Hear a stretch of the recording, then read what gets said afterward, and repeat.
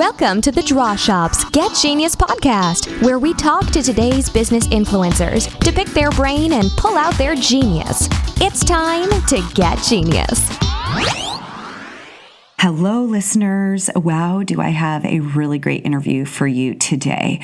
Are any of you concerned about your sales team or perhaps your ability to sell yourself? As entrepreneurs and business owners, we have to sell ideas ourselves. We have to train our sales team. We're dealing with something that has to do with sales all the time. And so the stuff that you will learn from this interview is going to be hugely beneficial. I apologize if it's a lot about me and my burning questions. Actually, don't apologize, because I think it's exactly what you're going to want to hear. And we get pretty amazing, fantastic answers in this interview. My guest is Glenn Mattson, and he is a seasoned veteran of the selling profession, and he's personally built one of the leading franchises for Sandler training, with his office ranking consistently in the top 1% of trainers worldwide. Pretty big deal. And I think from the first moments of you listening to him, you will hear why. His niche is really working with producers and sales managers who want to shorten their selling cycles and to grow their revenues and boost their team's productivity and, of course, their margins for profit. And he's got so really cool perspectives on things, and he's just got really solid, good, simple takeaway advice. And I'm not going to tell you all about it now. I will tell you, though, that he's got some incredible books that talk about the principles that his business teaches. And one of them is called Sandler Rules. One of them is called Can't Teach a Kid to Ride a Bike at a Seminar.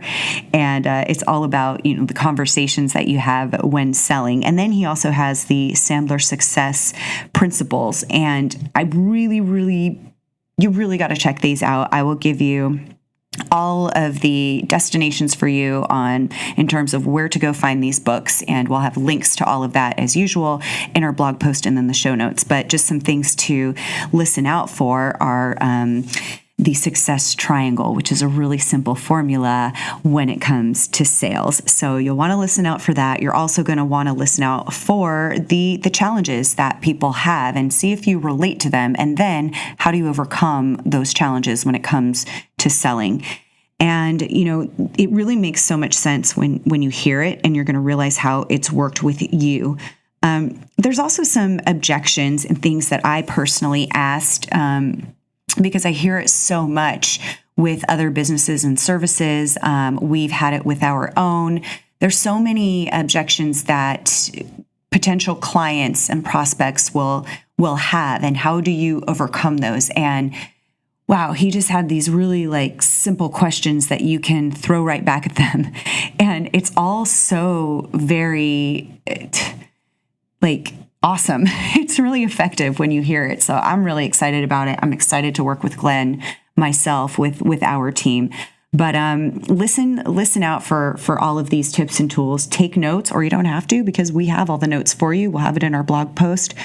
But I think no matter what, whether you are in the position of selling, or if you're training your sales team, or even if you don't work with your sales team directly on a regular basis and you have somebody else who is doing that, what you learn from this episode is something that you're going to want to pass on. And I would also say get these books for your team, because a lot of what he talks about is all going to be in the books. And he's got an online program. There's videos that you can watch for everything that he teaches. And again, it's simple, which is what I love. It's simple, it's actionable.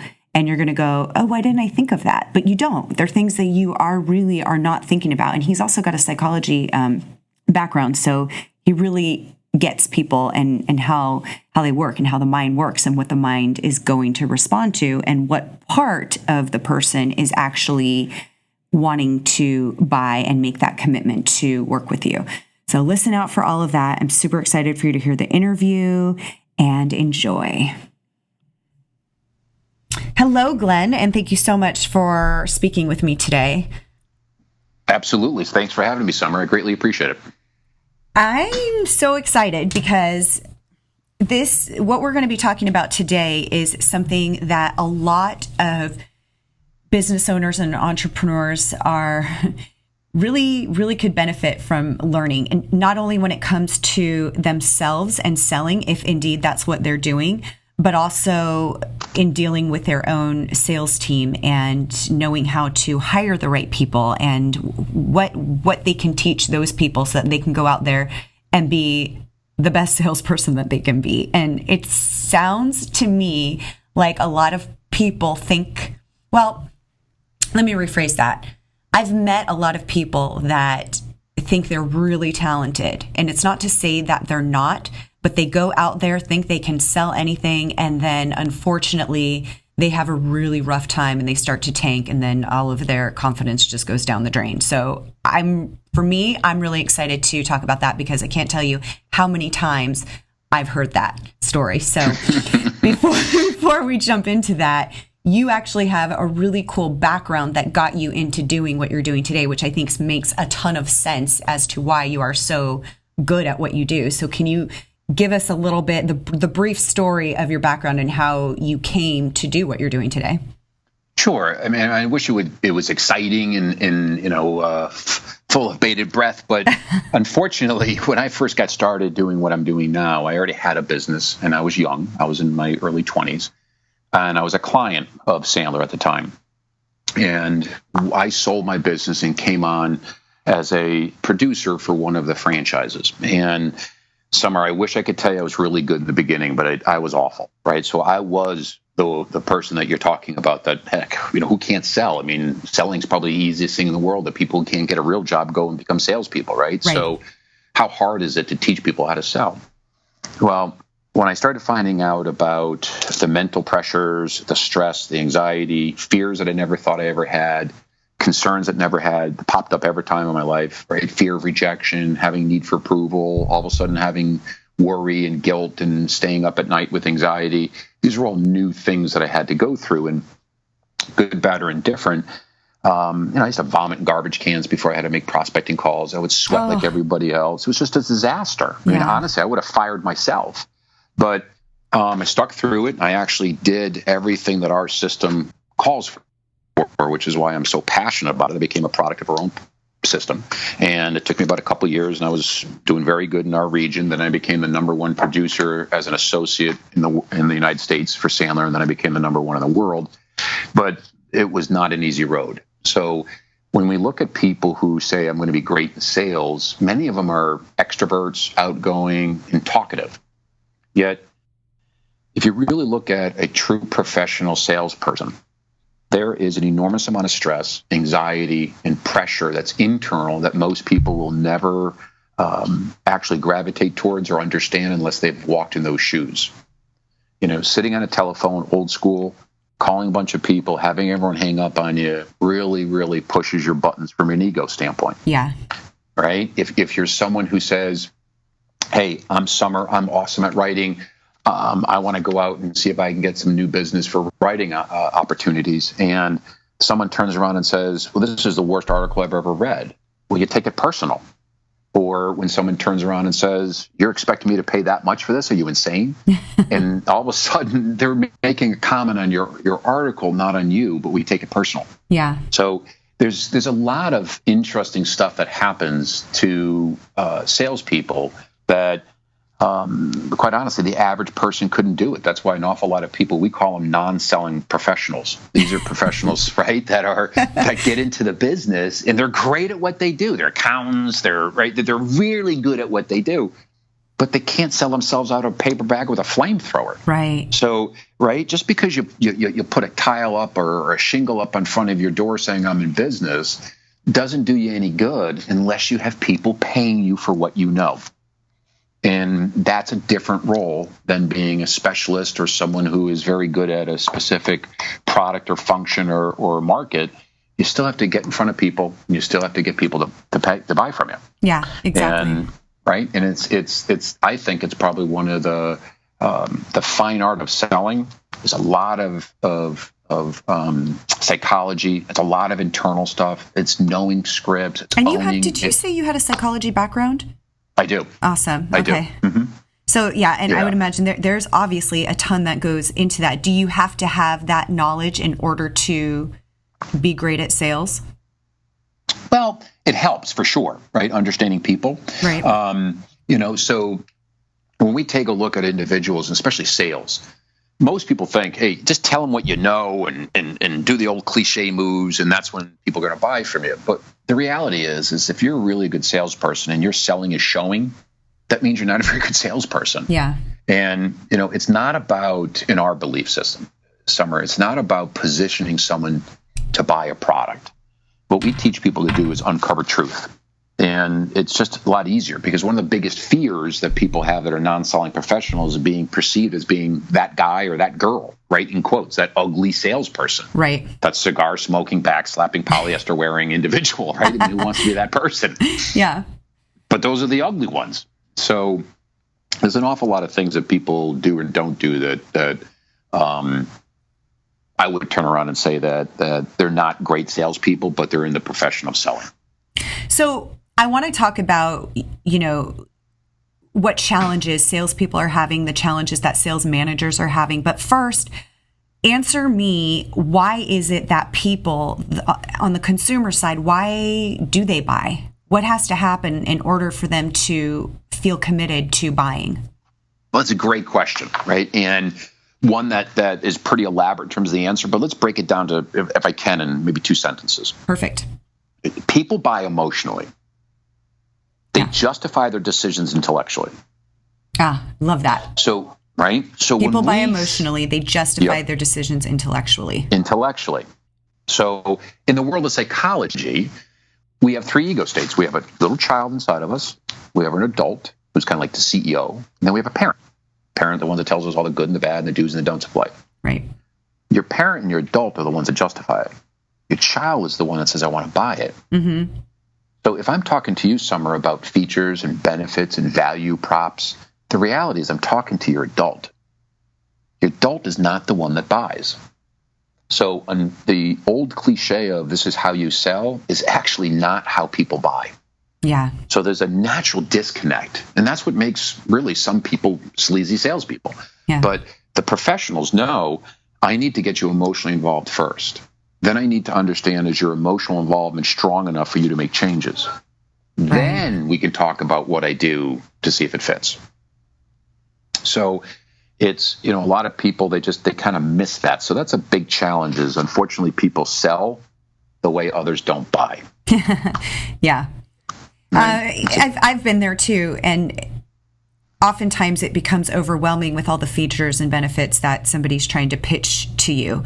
When, like you said, if you don't get that initial emotional feeling, then right off the bat, you're just not going to care about the other things. Well, it's also the sad thing is when they're telling you the features and the benefits, and this is where it drives me bonkers, is value props, or let me tell you why you should do this, or this is the reasons that it should make sense for you. In a lot of respects, what you're doing is you're making an assumption as a salesperson that I'm like everybody else. Yeah. The buyer is the judge and the jury. They're the ones with the problems. They're the ones with the money, and they're the ones that make the decisions. So why are we telling them what you can do for them if we don't know what their world looks like? If we don't even know if what they have in terms of a problem, you're already talking about the solutions. We don't even know if they have the problem. We don't even know if they have the problem and they want to solve it. So most of selling just drives me bonkers because, again, it goes into a realm, Summer, that leads you down a path that is not the path that people buy on. So, again, we have to learn how to talk differently, ask different questions. I mean, for instance, I was at a city the other day. I'm taking an Uber to the airport, and I have one of the people that I was training in the car. Now, she's younger. There's 4 people in the car. They're all under 30, but it was an entrepreneurial class. So they were there to kickstart a business that they started. Now, we were talking about the difference between people buying and justifying, just like you and I are right now. Yeah.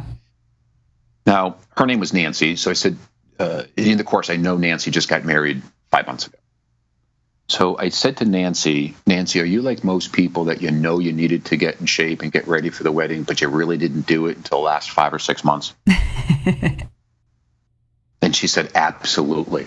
And I said, have you stayed with the diet after you got married? And she goes, no. I said, but you just need to eat well. You need to, right, all the benefits. And she goes, yeah, I know. I said, but you did get in shape because you had your honeymoon and the wedding dress. And she goes, I am not looking bad in that wedding dress. So, right? So the emotion of getting in shape for those two things drove her to make change. Yeah. That was her child. That's such a good example. Good, right? I want to have my bikini on. There's nothing wrong with that. I want to, right? This is it. We're in a nice spot. This is fantastic. We're in Cancun. So, or wherever they went. But when you look at that, if we don't have emotional reasons, we won't make change. Having an intellectual understanding of what to do is called intention. When your emotion is behind intention, you have what's called commitment. And there's an enormous difference between the two of them. Yeah. Oh, yeah. So now knowing this, tell us the challenges that sales managers are having finding people. And then I want to go into the challenges that salespeople themselves are having with getting that commitment. Okay. So I would say the three challenges off the top of my head that sales managers have with I guess, finding the right people. The first is, ironically enough, they don't even know what the right people look like. I mean, I know it sounds peculiar, but Summer, I can't tell you how many times I've been in front of people, either in a small group of 10, 15, or 3,000 or 4,000, and we're talking about recruiting. And during the course of that conversation, I'll ask them, why don't you write down the skills, the experiences, the results, the attitudes, the habits, the belief systems that make someone ultra successful in your business? And they stare at each other. I said, well, if you don't know what makes someone successful, first of all, how are you going to train him to be that person? In worst cases, how do you hire him? How do you even know? Yeah. Right? Got to know what you're looking for. You got to know what you're looking for. So I would say that's one. Second one is that along that same realm, most managers sell the position and they never interview the candidate. Oh, yes. Monstrous difference. The third that is huge. Right. Most people get hired because of their skills, experiences, or results. Yet almost everyone gets fired because of attitudes and poor habits. Mm-hmm. So I would say the third is very few managers that I know of before they became clients, very few actually interview attitudes and habits. Skills, experiences, and results are trainable. Attitudes and habits are very hard to change. So when we interview, are you actually interviewing the right stuff, or are you just hiring someone you like? It's a monstrous difference. Well, that's so true. And I say that a lot on the show, is that, sometimes it's easy to like somebody. And like you said, that is so true about selling the position rather than even hearing what they can bring and even knowing amazing. What it is that you want them to bring. Right. Like for instance, the standard interview should be a between an 80 and 20 or 90 and 10 ratio, meaning that 80 to 90% of the time, the candidate should be talking. And the interviewer, literally 10 to 20% at best, should be talking. But if you go sit into 50 interviews all over the country with different people, I mean, at best, it's a 50-50. Yeah. Most people, the person doing the interviewing is spending all the time talking. So it's funny. Ridiculous. Yeah. Now, the three problems or three challenges that salespeople have, the challenges I would tell you, the number one is, this is not in order of importance, but one would be is they do not have goals. Now, what I mean by that is that 80% of the population walk around with no goals. 14% of the population walk around with an idea in the back of their head of what they want for goals. Less than 5%, some actually have goals written down. And less than 1% of the population have them written down and look at them and follow them. Now, here's a staggering number. That 1% out-earn the 14% by 9 times. Huh. So the people who have an idea of what they want in life versus someone who actually writes it down and does it, they earn 9 times more than those that just think about it. Right. And I mean, that just goes with life in general. Oh, everything. Yeah. And in real goals for business owners isn't just financial goals. It should be financial, people, business, spiritual, family, balance, health, everything. Totally. You got to have it, or you just get upside down, which is why most people get divorced. In our business, that really drastically changed everything once we started doing weekly, daily, goals that there's for each individual person, not just, here's everybody's goal. It's like there's the team goal, and then there's for you individually. Here's what I challenge you to. And the excitement, there's so much more intention and motivation happening than if it's just, hey, go out there, do a good job. To actually be working towards something. Yeah. I mean, it's even crazier because, look, there's certain rules that people should know. Like, one rule is there's always a plan in place, and whoever has a stronger plan always wins, period. Right. If you don't have a plan, by default, you automatically become part of someone else's. Yeah. So in goals, our only real goals can be broken down to daily behaviors. So you talked about a scorecard, and I think it's really important for everyone to hear. Every time you get out of bed and every time you get your feet go back into bed, right? So the feet go out of the bed, feet go back in. During that time period, it's called the day that you work. At the end of the day, you need to know if you were profitable or successful. And breaking your goals down to daily behaviors ensures you're profitable, not just busy. Right. You just go to work. It's early. You look up. It's already 5, 6 o'clock at night. And like, oh my God, I've been busting out all day today. Yeah, but did you make any money? Were you profitable? Did you move the bar forward? Did you move it forward? Did you accomplish what you're supposed to do today so you can get done what you need to by the end of the week? You miss a week, it's tough to hit a month. You hit a month, it's real hard to hit a quarter. If you hit a quarter, good luck on hitting your year. Yeah. So it is really focused that you have to be. So goals would be one of them. The second is, I would think for some that's a challenge, is the fear of failure. And those three words, I think, are probably is what separates the good from the great, for sure. The people who could have been amazingly successful and the people that are fairly successful.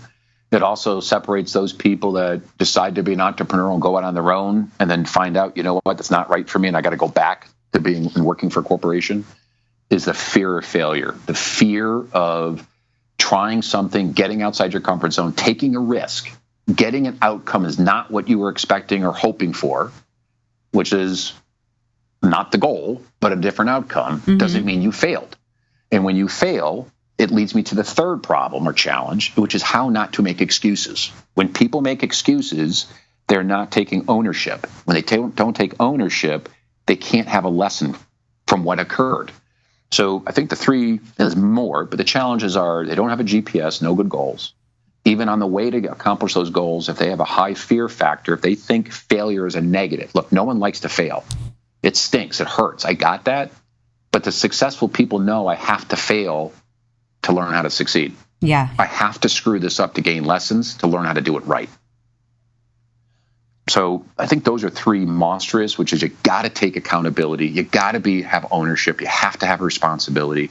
Everything that happens in the world of sales, Summer, occurs for one of two reasons. Either you said something or did something that you were not supposed to. Yeah. Or you didn't do, or you didn't say something that you were supposed to. Right. So at the end of the day, you got to point the finger to you and say, I didn't do or I did something, but I got to fix next time. You can't blame the economy. You can't blame the fact that your internet was down. You can't blame the fact that so-and-so's in government or what. You can't blame any of that stuff. At the end of the day, success or not really does come down to the mirror. Oh, absolutely.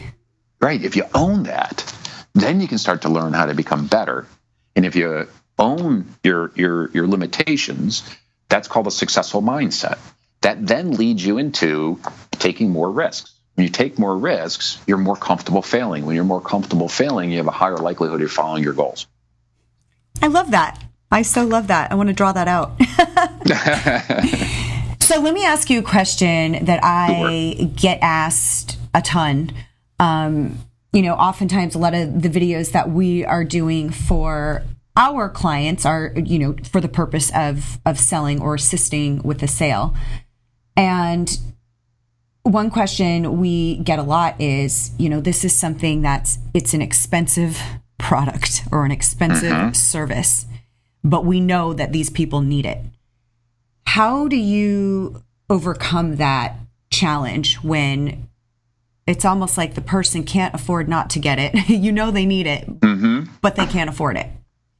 Or they'll say they can't, or they're choosing to spend their dollars elsewhere. So that's just... Okay, those are all three. That's a great question. Yeah. 3 dramatically different scenarios. Totally. Yep. So in that scenario, to shorten it from a time standpoint, is somewhere I would turn around and say, if someone says, boy, that's expensive, I know I need to have it, but man, it's tough. In that scenario, if you have pain, which is that emotional, right? So people only buy to avoid or get out of pain or for pleasure. That's it. Pain is a greater motivator than pleasure, so you always look for pain first. If not, it's greed, it's pleasure.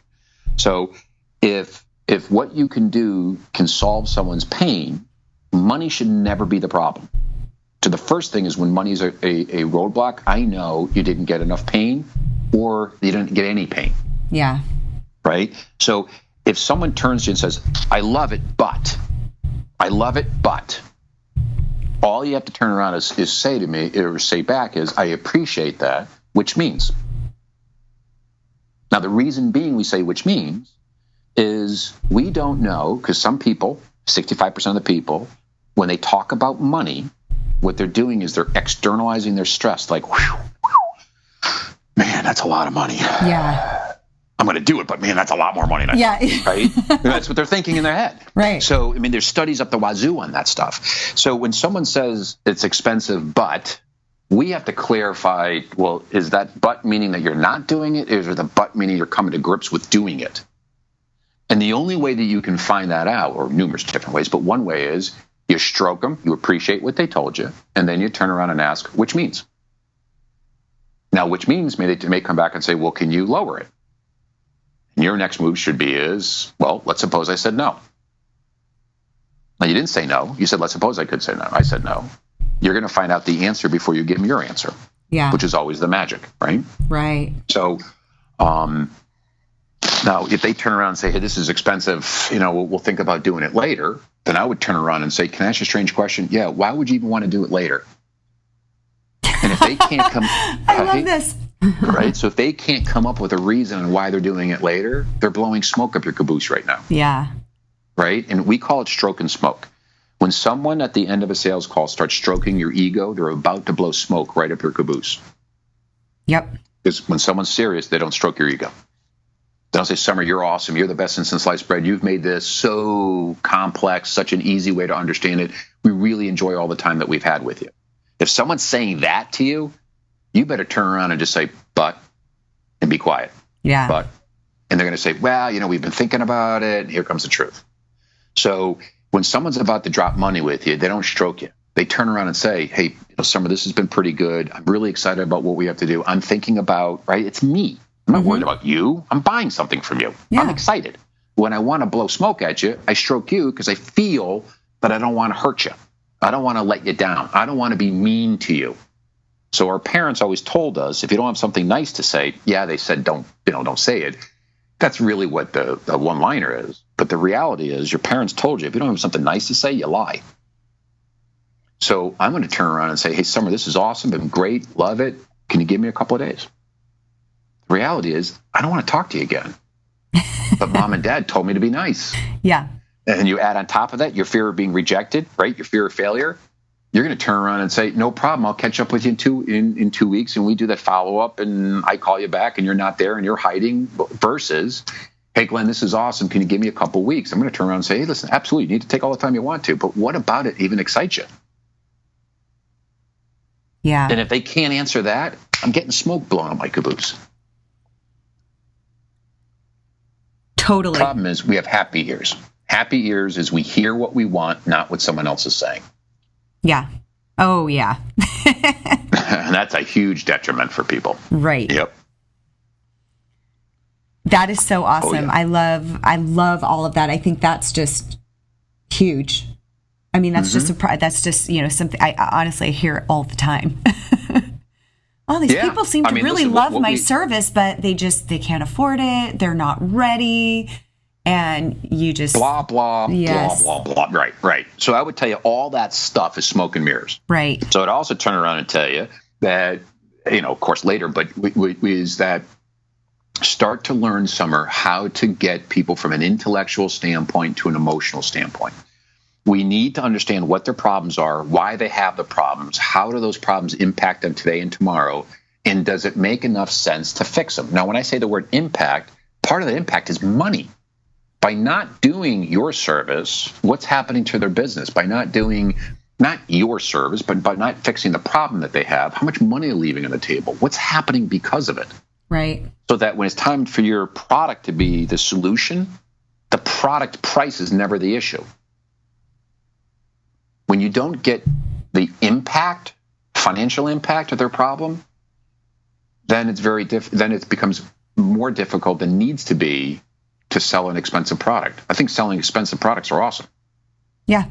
Right? So listen, I'm not cheap, but people know that they can double, triple, or quadruple their business. Exactly. So when someone's sitting back, right, and they have $1 million business, and in 15 months they're going to be at $2 million. The reality of the question is not how much do I charge. My question is, what do you see yourself investing to bring in $1 million worth of new business? Love that. You know, I'd love to know. There's something I super want to ask you, and I'm going to get to it in just a minute. But what is it like to work with you? What's the process? And I'm sure it's different with different types of industries. But what does that look like with? And I'm guessing you have different people on the team that are out training, or how does it work? What's the Sure. So regardless of who we're talking with, normally what happens is we have a conversation about really two things. One is what's happening currently, and that could be a lot of different things, right? So that could be going into new markets, it could be bringing on new people, it could be recruiting, it could be selling, it could be managing staff, having confrontational conversations, eliminating excuses, whatever currently is going on. Then we turn around and say, okay, what do you want to occur? What's the future look like? What are you trying to build? How do we know if we're successful? And when we have that conversation about where you currently are or where you want to be, a natural gap occurs, Summer. So when we look at that gap, that's when we need to understand what are the reasons for the gap? How's the gap going to impact you today and tomorrow? Is it even worth fixing the gap? Now, when we take a look at fixing it, do we do boot camps? Yes. Do we have, we really train from a training standpoint live, which is boot camps, and we go into corporations and companies, and we also have distant learning sessions that are live.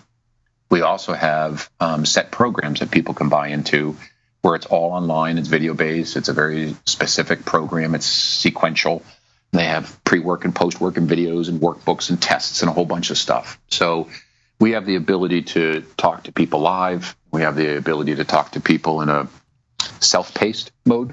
Okay. And then those that go through those, or they don't have the time to do that and want coaching, yes, we have a litany of individuals who are coaches that have owned businesses, are very successful in the business that they're in. They all have a psychology background, and they're all masters at the Sandler process. So we're pretty tight on who we recommend and who I hire as coaches. Okay. Because they really have to have the ability to peel back the onion. So awesome. Great. Okay, so there's something that we talked about just before we started recording this interview, and I know it's something we could go on and on again, and don't be surprised if I ask you to come back on the show to talk further about these things, because I think we're just hitting on so many topics that we could totally branch off into, and people are hungry for this stuff. Tell me and our listeners about it's a pretty simple formula. It's called the success triangle.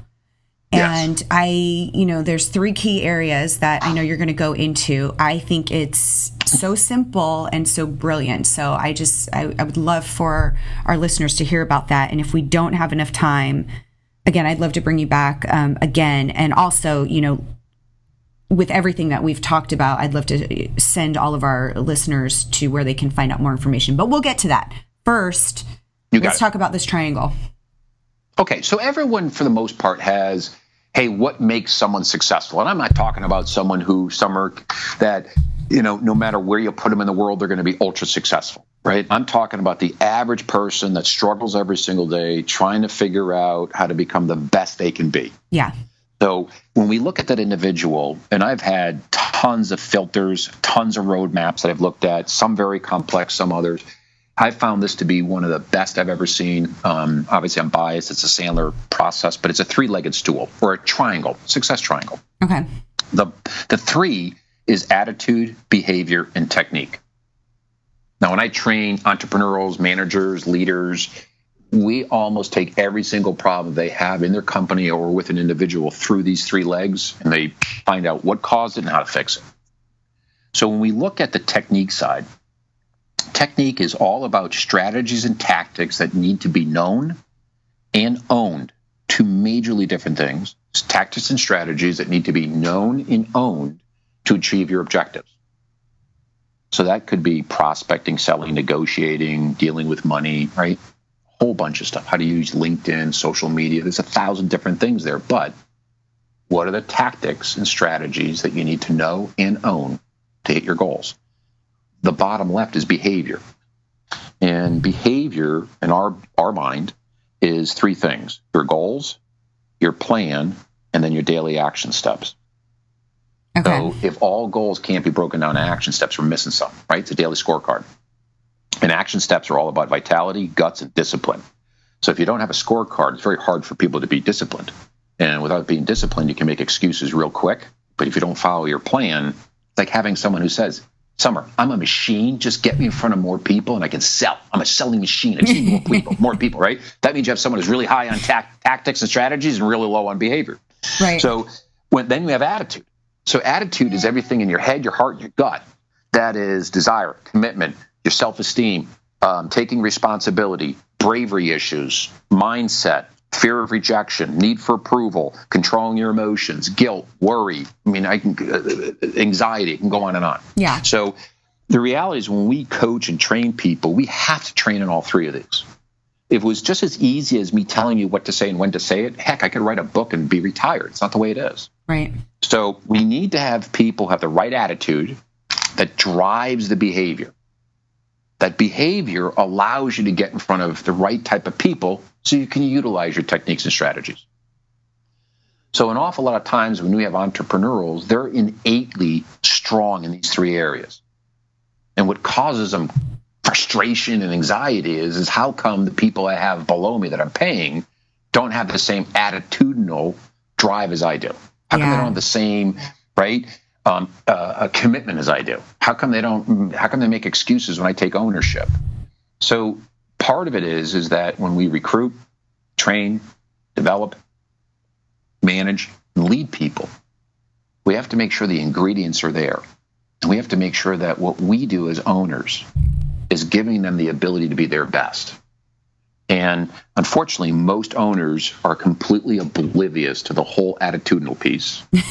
And really, I mean, right? So the question always is, do I get a bigger bat? I mean, I have a size 13 shoe. Can I stick it right up their backside? I mean, that's not how you manage people. So, or not that how it works. So when we look at individuals, if someone has a great attitude and no behavior, they're not getting in front of people. If someone has a great attitude, great behavior, but poor technique, they're working their tail off getting little results. Yeah. If you have someone who's great technique and no behavior, they're not getting in front of people, but when they're in front of people, they're awesome.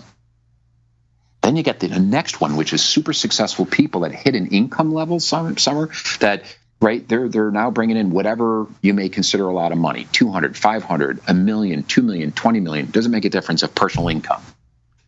Because people earn exactly what they think they're worth. Yeah. People call on exactly who they're comfortable calling on.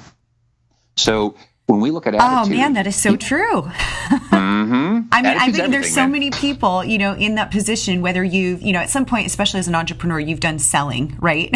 In some way or another. Mm-hmm. Yeah. And I mean, that is just so true. And then there's that whole fear component, that goes into that with, I'm only going to reach out to who I feel comfortable with and I'm not going to fail with. Oh, yeah. So I had a phone call before this on a coaching call, Todd, really quick during the fact we were having a conversation. And he turns around and says, Glenn, this deal is huge. This is my monthly quota in one deal. And I said, yeah. He goes, I don't want to lose this. I said, do you have it yet? Because what are you talking about? I have my first meeting on Monday. I don't have it yet. I just can't lose this. So, right? So we started having a conversation, and real quick, I said, Todd, you're coming from a position of fear. You're coming at this thing that you're afraid to lose it. If you're afraid to lose something, you think you even have a chance of winning this thing? And the reason he was afraid to lose it is because the concept of money, which is attitudinal, the dollar amount of the deal was staggering to him. Yeah. And because it was a big dollar amount, he was freaking out.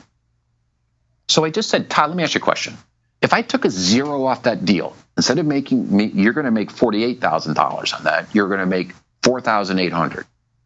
Because, yeah, I'm not happy. I said, I got all that. I'm not, right? What would you do if it was a $4,800 deal? He goes, well, hell, that's easy. I would say this, I'd do this. I wouldn't take that from that guy. I would be upset with him blowing off that meeting. I would go in on Monday and I'd say this. I said, okay, so what makes it different? Because are you kidding me? The size of the deal is huge. I said, no, that's conceptual.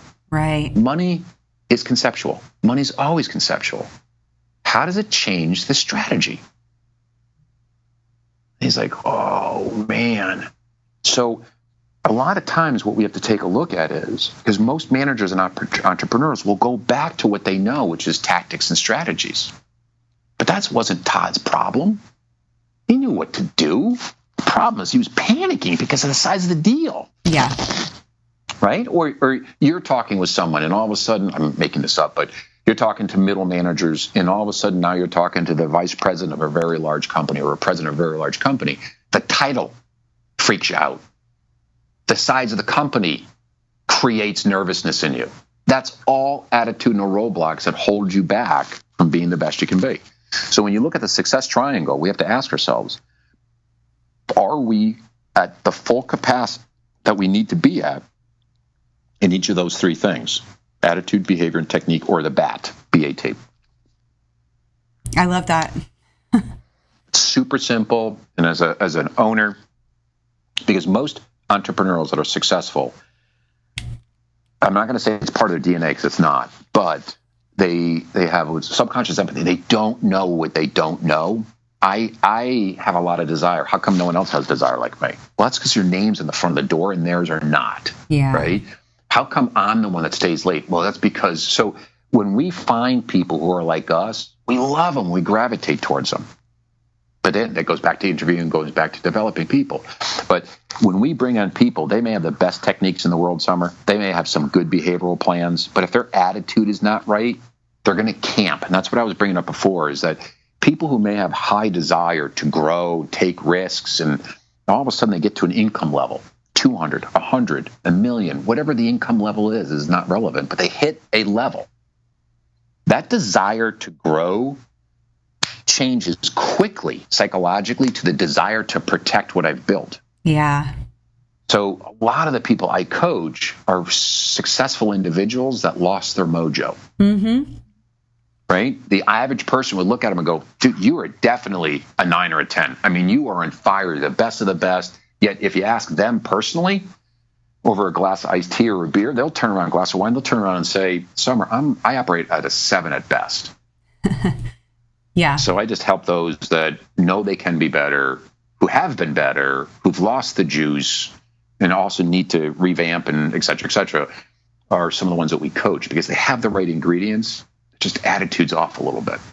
Yeah, and I think that happens mostly, as we evolve, that's just what happens. It's just part of, you need something from the outside to help shift your perspective on things. Because it is easy to kind of level off there and just go, okay, this is where I'm at. This is where I'm going to stay. I got to make sure it stays this way. And it's, but then, after working with somebody like you or whatever it is that has to happen in order to kind of shock you out of that and really, shift your mindset, it's kind of cool because you get back to that place of where you were when you first started and that excitement and that motivation. And you realize it's still the same. It's just, it might be monetarily or, like you said, conceptually a different level, but you can still do the same things and have that same spark inside of you and that same excitement to keep growing and moving up. And it's interesting because a lot of them, when you talk about that spark and that growth too, Dan, a gentleman I talked to early this morning, grew exponentially first year, grew exponentially the second year. Third year was last year, plateaued. He actually went down. Man, that is something that is also very common. I'm glad you brought that up. It is so common. Yeah. So, up. Why does that happen? Or stop. Yeah, right. I've heard that so much. So it took me about, 12 questions. And I found out real quick that goes back to people earn what they think they're worth. Yeah. The reality is Dan out-earned what he thought he was worth. So last year, subconsciously, he readjusted to go back to where he was. So, Dan's numbers are not relevant, but let's just say he made 100, and then he made 250, and then he went back down to 180. Oh, wow. Okay. Okay. So, whatever numbers, you can do 1 million, 2 million, back down to 1.3 million, right? So, when you have someone who goes up, and then down, not always, but sometimes, we have to take a look at it, but sometimes they out-earn what they thought they were worth. If you take Summer, for instance, you guys have report cards that you need to do on a daily basis, which is awesome. I mean, I almost never hear that, which is just my hat's off to you. Thank you. Yeah, it's awesome. I love it. It is. It makes everything easy because now you have the ability to make the decisions right? Because you know what you got to do. But let's suppose, just for easy math, that you had a number that you need to do each month for new business, and your number was just easy math right now, $1,000. Okay. In the month of January, you did $3,000. You crushed it. You did 3 times more than you were supposed to. Mm-hmm. Do you know what the average person does in the month of February? Nothing. I was going to say, went back down to 1. Yeah, or nothing. Or nothing. What happened? Wow. Right. So what happened is the results of their technique and attitude and behavior gave you $3,000. Your attitude believes that you should only make 1,000 a month. You made 3. So you made 3 months worth of income in 1 month. So attitudinally, what most people do is called adjustments. It's called a comfort zone. I out-earned what I thought I was worth, so the next month I slow down. That's when people go on vacation, they come in late to the office, they screw around a little more than they should have. That's when they learn how to play golf. It's like, did what I needed to do, accomplished that goal, now I'm going to take some time off. And yeah. And then they make the lousy excuse of, I deserve it. Yes. Right? So the successful people will turn around and say, I made $3,000 this month. Now how do I do it again? Right. Right? So if you ever find yourself, I need 5 first appointments per week, and you had 6 or 7 or 8 or 10 this week, the average person will have almost 1 or 2 next week. Because they say to themselves, I did better than I was supposed to, so I can slow down. And I want to shake them and say, what? You did what you were supposed to. Okay, so you got a better outcome. Great.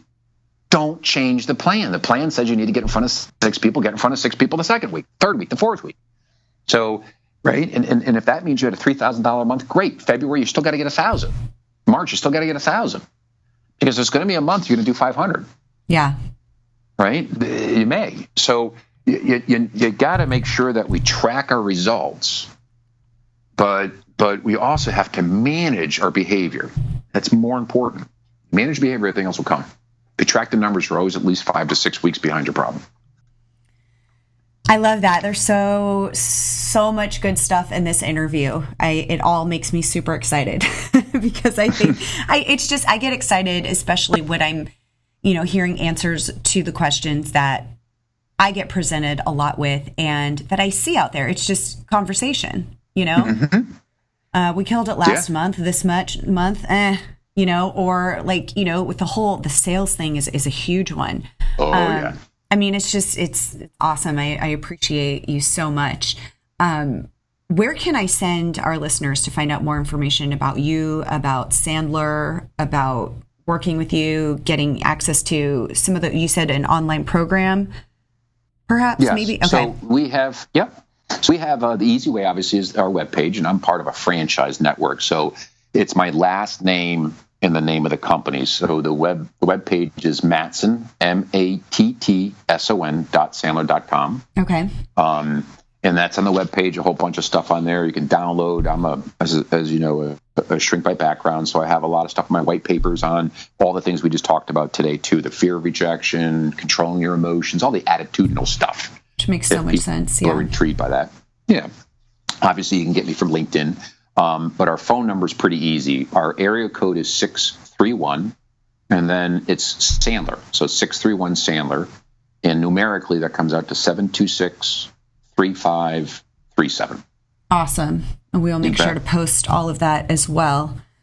Glenn, this was so great. And I'm not kidding. I think there's more. I still have like so many more questions, but I just kind of want to sit with these because I think, just in understanding and really seeing the triangle and, looking at these different challenges, people can relate to that. And it's, it really does begin with awareness. So if you can relate to that, just being aware of that can start to change your whole mindset. So I appreciate so much you sharing all of this, and it's genius. Also some really great tips on how to overcome those, those blah, blah, blahs with the, I'll get back to you in a couple days. So I love it.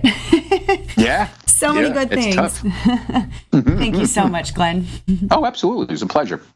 Thank you for listening to today's Get Genius. You can learn more about The Draw Shop at www.thedrawshop.com, on Facebook, LinkedIn, and Twitter. Your home for kick-butt custom whiteboard marketing videos. Your ideas come to life. Thanks for listening. Please share, comment, and make any suggestions for future Genius guests.